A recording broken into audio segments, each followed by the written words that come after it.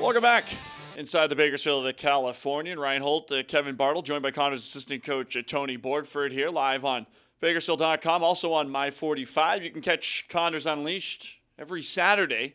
That's every Saturday, Bart. It's not just sometimes. Every Saturday, 11:30 a.m. till 12 a.m. It's an abbreviated version of Unleashed. So if you're thinking, I'd really like some more Unleashed. I need some more orange soda. If you're thinking that, well, you can pop over to Condors.tv. You can check out all the segments. We put them up there on Tuesdays after the show airs live, and then Saturday the show airs in abbreviated form. But you'll catch the segment, also Braden Christopher, this coming Saturday. Or they could be thinking, I really like that Condors Unleashed, but I can't take a full hour of Ryan Holt. It's a perfect for an abbreviated version. There you go. Tony nods in approval. Welcome inside, though. Bakersfield, California. Tony Borgford making his Condors Unleashed debut. Welcome to Condors Unleashed. Thanks for welcome, having me. Coach. Yeah, heard great things about it. Well, hey, I don't know who you've been talking to. I don't know either. That's a lie. Tony, though, this Condors team, we talked a little bit about it here over the last couple of weeks.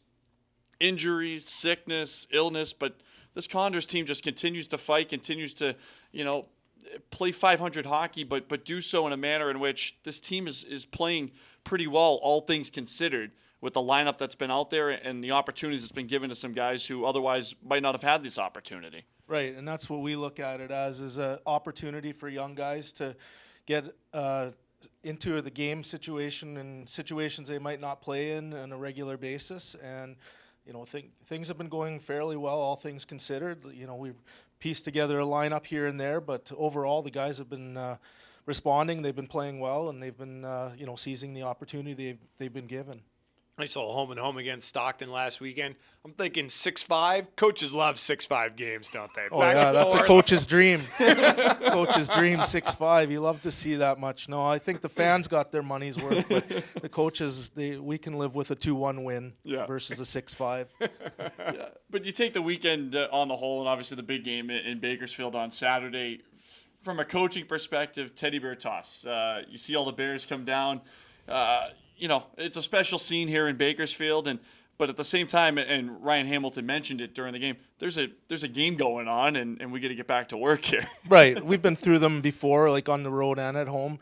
It's a special game, like it's a special night, and it's good to see that, everybody gets right into it. And I mean, the players helping out is always a pretty cool scene, and you have the minor hockey kids coming out to help out. It's a cool scene. Yeah, there's a game involved as well, but it's always cool to see that and see everybody get right into it. And it's for a good cause, so I mean, everybody's on board with that. Everybody kind of reacts differently to playing in front of huge crowds. That was a big crowd. How do you think the guys, reacted to coming out and getting off to a good start? Well, it's a back end of a back-to-back, and I mean, we played a really tough game the night before. There was a lot of contact, and then we traveled back. So, I mean, it took us a little bit to get going there in the first period, but then once we got our legs and got into the game, I thought we played a pretty solid game. Now, obviously, we came out on the wrong end of it, but it was a close game, and it could have gone either way. When you mentioned this team and being able to stay in it despite all the injuries, despite all the call-ups over the last couple of weeks, does that come from the leadership in the dressing room? This team has a nice nucleus of leaders. Well, we talk about it as a coaching staff, but words are cheap. It has to come from the players themselves, and we have a really good group of leaders that kind of drive the bus with that kind of stuff. And I mean, we talk about it as a test. Like every time that something like that happens, it's a test. It's somebody's testing us to see how we're going to respond to that situation. And I think overall, we're fairly happy with where we're at right now. Obviously, you'd love to have more wins, but I think we're building on, the team aspect. I think our team game and our systematic game is starting to get better as we go here, and we're getting good goaltending every night that gives us a chance. And the guys are playing hard. They're giving us everything they have every night. Everyone's going to go through stretches where they have injuries, where they have guys get called up. Everybody goes through it. But overall, what's your assessment here and how the Condors fit in with the rest of the teams out in this division? Well, it's a tough division. That there's no doubt about it. Every night's a grind, and the teams are big out here, and there's skill on every team. And I think we're handling it pretty well. Like, when we have a full roster and, we have guys back from injury and call-ups, like we're we're right up there with every team. Even as it is right now with injuries and stuff, we're able to compete every night, and guys are giving us everything they have every night, and I think we're right there. We're right there, right in the middle of the division, and I think we're gonna hopefully make a push here and try and climb up a little bit. But I think we're right in the middle of everything. You mentioned systems and guys being able to grasp systems, and this Condors team has tweaked things as we've gone on here and as the personnel has changed. But players coming up from Norfolk here over the last couple of weeks, how integrated is the system, I guess, between not only Edmonton and Bakersfield, but Bakersfield and Norfolk in terms of guys being able to just jump in, with a week of practice and picking things up here over the last couple of weeks? I think we try and keep things very similar, systematic. There's going to be a few tweaks here and there, and our game plan, from night to night might change a little bit here and there, but the main system is going to be very similar. We don't play too much differently than Edmonton does, and I think Norfolk tries to stay somewhat consistent with what we do as well. So, I mean, when a guy comes in, he can pretty much just come in the lineup and play the game. He doesn't have to think too much. He doesn't have to, let his mind, wander too much about where he needs to be and what he needs to do. It's fairly consistent throughout the whole organization, and guys have been doing a good job. They've been adjusting on the fly, and when we do make tweaks, they're able to grasp it. They're able to make those changes right on the fly, and we haven't had too many issues systematically here. Before we get to some video breakdown, we talk about guys leaving with illness or guys getting called up, but you get a big body on the back end in Griffin Reinhardt. You saw a lot of him during training camp, and now you get to see him here in Bakersfield. What is he bringing to this Condors lineup? A lot of attention being paid to him over the summer and being acquired by the Oilers. Well, he's a young guy age-wise, but he's got some pretty good experience already. He's had a pretty solid junior career and did some really good things, and now he's got a few years of pro under his belt. And, he looks, from everything I've seen so far, he looks very poised with the puck. He can make good plays with the puck. He's a big body, so when we go up against teams like San Diego and Stockton and those type of teams that have big, hard forechecking teams, he should be able to withstand that, and he should be able to make plays and settle things down for the rest of the guys on the back end. All right. It's video break. We have the video coach with us, so it's video breakdown time. And this was something Jerry talked about post game on Saturday, faceoffs and faceoffs being so important to the game. The Condors struggling a little bit on Saturday night in the faceoff circle, but we have some faceoff plays here, and we start with an offensive zone faceoff. Well, on average in a game, there's probably 60 to 70 faceoffs per game, so that's 60 different times that you have an opportunity to basically have a 50-50 puck. So when we talk face-offs, we always we want to have, at every face-off circle on the ice, we want to have a plan for all 5 guys on the ice. We want to have a plan not only offensively for if we win the draw, and have a plan to get the puck either to the net or have a plan in place, but if we lose that draw, we want to have a plan in place as well. So in this one, we lose the draw. We have both of our wingers, if you could pause it right there, we had both of our wingers come in and pressure the puck, both of their defensemen, and then we also had our defensemen, if you could back it up just a little bit. So we have both of our wingers pressuring the puck here, and then we have our defensemen coming in as well. So ultimately, we want to get that puck back as quickly as possible, and we want to separate them from the puck. Now, in this case, they throw it over here. We end up getting the puck back, and then we get it back into their zone. So that's the ultimate goal of the face-off, is trying to get the puck back if we do lose the draw. If we win it, we want to make sure that we have a plan as well. So in this case, we're in our defensive zone, and we want to make sure that we're able to try and get the puck out of our zone without turning the puck over. So in this case, we win the draw. It comes out. We have a set play to rim the puck, and we have both of our wingers coming out.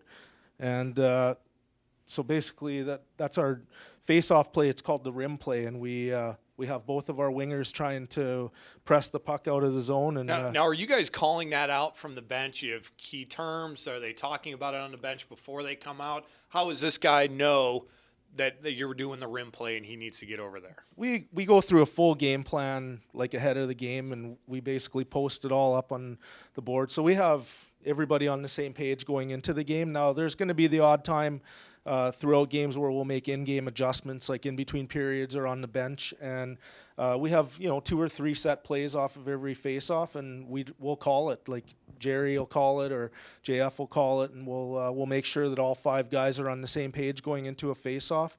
And it's a very underrated part of the game, because that's something that happens basically 60 times a game, where you can have an opportunity to get that puck. And a game like Saturday night, where we weren't as good on face-offs, you feel like you're chasing the puck all night long. When you're not winning face-offs, it seems like you're working extra hard to try and get the puck back. So when you're winning face-offs, you're starting out with the puck.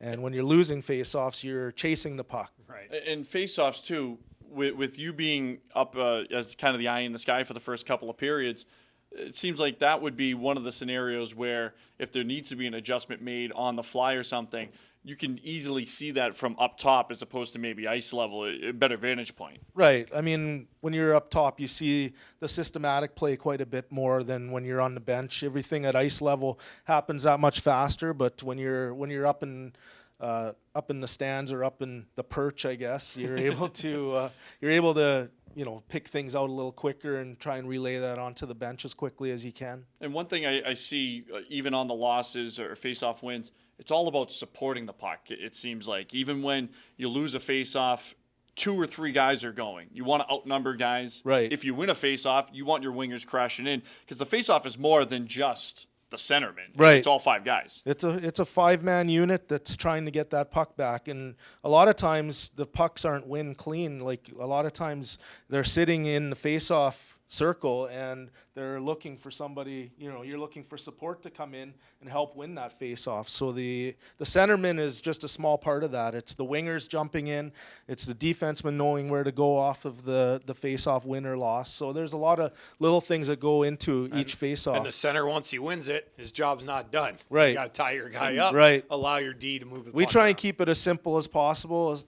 We try and stay center on center. So if we're losing a face-off or even winning a face-off, we try and stay center on center. And then if we won it, then obviously the centerman's going to have a route that we want him to take after we win the draw. But if we lose it, we don't want him getting jumped by their centerman and then creating an odd man situation up the ice going into our zone. We have one more clip here to show another defensive zone of face-off. Yeah, one last defensive zone face-off here. We have all 5 of our guys. If we lose the face-off, everybody knows where they're supposed to go. The 2 wingers come out to their point men. In this case, we end up winning the face-off, and it comes back. Hold on.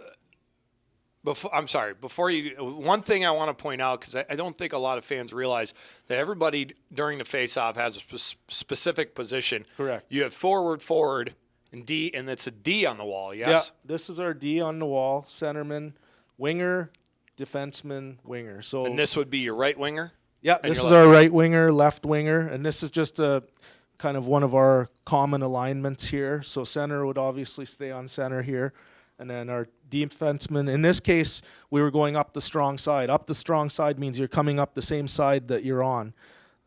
So weak side would be coming out this side, the far side that Gotcha. Most of that has the open ice is over there. But in this case, we saw something with the pre-scout, and we decided we were going to come up the strong side, and we win the face-off. We have both of our wingers blowing outside of the zone, and we almost generate a 3-on-2 right off of that D-zone face-off win. So it's that easy.